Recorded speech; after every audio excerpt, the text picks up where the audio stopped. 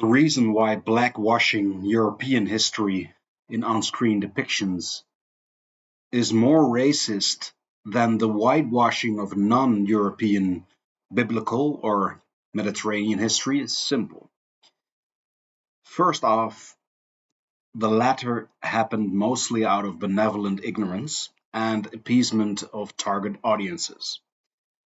Yes, to anyone with the slightest historical awareness, it is wildly annoying to persistently see blonde English actors portraying ancient Greek and ancient Roman or biblical figures, but at least there was a Western interest in Mediterranean, Middle Eastern, Persian, or Arabian history to begin with. To blackwash European history, however, implicitly shows the belief the blackwashers operate on, that black people have no history of their own worth portraying. They ignore, or more likely are completely unaware of, the early Egyptian, Upper Egyptian, Kushite pharaohic houses, the kingdom of Kush, the pyramids of Meroe, the Hyksos and the Sao, the ancient kingdom of Namibia, the Macrobians, the Midians, and ancient Numidia, the kingdom of Aksum, Abyssinia and the later Ethiopian Empire and its royal bloodline connection to the ancient Israelites through the union of Princess Sheba and King Solomon, the ancient presence of Judaism and especially Christianity in Ethiopia, the medieval kingdoms of Songhai and the Ghana, Mansa Musa, and the kingdom of Mali centered on Timbuktu, the great Zimbabwean fortified cities, the warrior kings of the Zulu, the Barbary pirates, the Sultanate of Zanzibar, the Berber empires of the Moors and Al-Andalus, the Arabian conquests of North Africa and the Sahel, their trans-Saharan trade, including its slave trade, the manifold colonial histories of the African countries, including their complexities, the Ashanti, and their complicity in the transatlantic slave trade, the slave uprising on Haiti, Afro-Jamaican and Afro-Cuban and Afro-Brazilian cultures, the founding of the most multicultural society on earth and most harmonious at it, as such, Suriname, with its best preserved Pan-African ways of living among the descendants of runaway slaves in the Surinamese Amazon, the noble, graceful Maasai people of Kenya, the painful but nonetheless highly multi-civilizational history of the nation of South Africa, where some of the oldest human remains are being found, and where Gandhi and Churchill were stationed at the very first modern war that created the very first concentration camps, the outcome of which rendered the Mandela family from a tribal branch of royalty into colored people without rights, sowing the seeds for later apartheid. True story, tragic story, but a good story, worth telling. 54 nations, more than 3,000 ethnicities and tribes, and over a thousand, almost 2,000 languages. The cradle continent bolsters today. And let's not forget the originating and departure of the whole of mankind from Tanzania.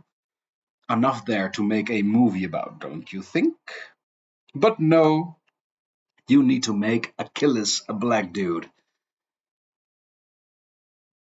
To all those that insist Achilles should be played by a black actor, you of course are free to do so, but no, you are making a mockery of both Greek history and genuinely black history. Greeks were neither Nordic, like me, nor were they black. They were Greek, but this is just the lesser of two offenses committed here. These blackwashers instrumentalize black people as an entity of reference, as representatives of victimhood, to be exalted. Blacks can only be the living proof of victimhood when we elevate them, when we, on their unsolicited behalf, emancipate them for them. We have them play Achilles or some other Viking chieftain or Nordic elf character. We are allowing them, notice the choice of words, allowing them to play our heroes. We are allowing them to be on par with the pinnacle of European culture. In other words, we are allowing them to be white. Shouldn't they be grateful? At first, black people in the movies and such were nearly exclusively cast as thugs, gangsters, slaves, servants, dancers, side roles and extras, rappers, or grotesque caricatures of stereotypical African Americans. And now they occasionally get to play white or European heroes. My God, have we come far. My God, have we grown in our interest in them as sovereign, fascinating peoples with stories of their own to tell. No, I suggest we respect historicity, and not for the reason of chauvinism or stopping appropriation of one another's history. I say appropriate it all, exchange, but appropriate in good faith. It's all our history. Humankind is humankind. We are not separate races or peoples or species. We are one exceptionally smart primate species that once spread across the globe from southeastern Africa. Put 10,000 Namibians in Finland and put 10,000 Finns in Namibia. And within a couple of thousands of years, your Finns will begin to turn black and your Namibians will begin to turn white.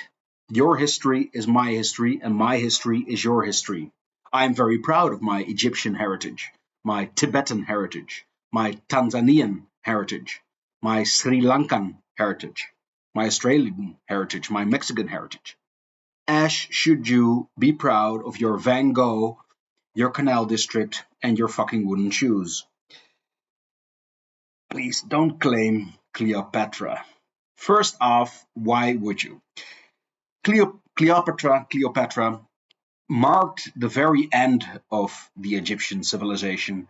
She wasn't particularly powerful and had to jockey for survival not to get squashed by the Romans or Seleucids. And with her, a long crumbling Egypt died as an autonomous power. Be that as it may, let me put it differently. Was ancient Egypt a black civilization, a Semitic civilization, a white civilization? Is the United States of America a white civilization, a black civilization, an Irish, Italian, Korean, Mexican civilization? What is now the United States of America for 12,000 years was 100% Native American. Then it became a predominantly European colonial territory, soon infused with endless waves of migrants from, let's say, non-WASP origin, from Ireland, Russia, Poland, Germany, Jewish settlements in Ukraine, from Naples and Calabria and Sicily, from China, and many millions of African slaves from countries varying from the Gold Coast to the Gulf of Biafra and even the Congo. And now, today, it is a genuinely multicultural, multi ethnic society. Well, Egypt was for thousands of years a native Egyptian territory, a Semitic people similar to the ancient Libyans and ancient Jews, highly infused over these thousands of years with Berber, Black Numidian, and Median Sinai Arabian genetics. And then, for a few dynasties, it was ruled by Black Kushite pharaohs. Later on, it was conquered by Alexander the Great, a Greek, whose generals, upon his death, founded Greek ruling classes in what previously were the sovereign realms of Egypt, Judah, Samaria, Syria, Mesopotamia, Media, Bactria, etc., which resulted in Egypt in the Ptolemaic dynasty, ruling over the final phase of a dissolving Egyptian culture. So whatever they tell you in school, Cleopatra Thea Philopator Ptolemy Evdomos was Greek. A Greek, highly inbred bitch, not particularly powerful, nor in all likelihood pretty. She wasn't white, she wasn't black, she was olive. Definitely part of contemporary Egyptian society at that time, but not necessarily representative of the, let's say, main ethnicities that made up its glory days. But who cares? Just be proud of your history. First of all, by taking the effort to know of it. before you jealously and enviously steal and exalt some erroneously appropriated, highly inbred Greek bitch and make a fool out of yourself. There's a story to tell about every branch and every facet of our collective history.